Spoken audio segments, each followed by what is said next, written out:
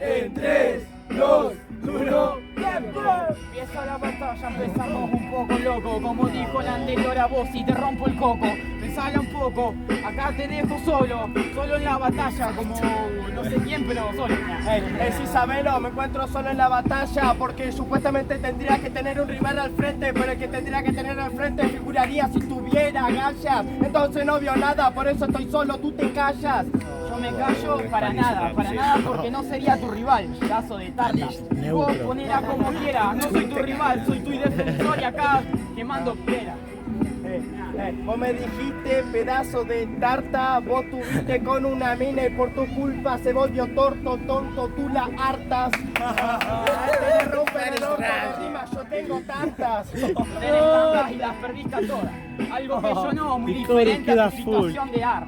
Y vos ponela en tu plano, no muy fácil. Era primer plano y pasó segunda, batería baja. Batería baja, pero lo que quieren rimar y riman igual. Este no quiere rimar, entonces ya no rapea. Se va a su casa cuando pierde, la sangre le hierve. Solo esperen y lo verán. Y lo verán, no es que no quiero rimar, es que no me das ganas para empezar a rapear.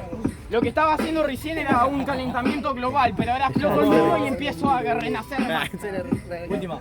Mientras tanto, a vos dijeron que eras el calentamiento global, vos en general por la persona que estás acá y en general la persona te está matando, así que en poco te vas. Me salió. Antes teníamos muy así, me aparecía lejos de Nancy. Inigualable, la cuenta de 3, 2, 1. ¡Te vas lejos!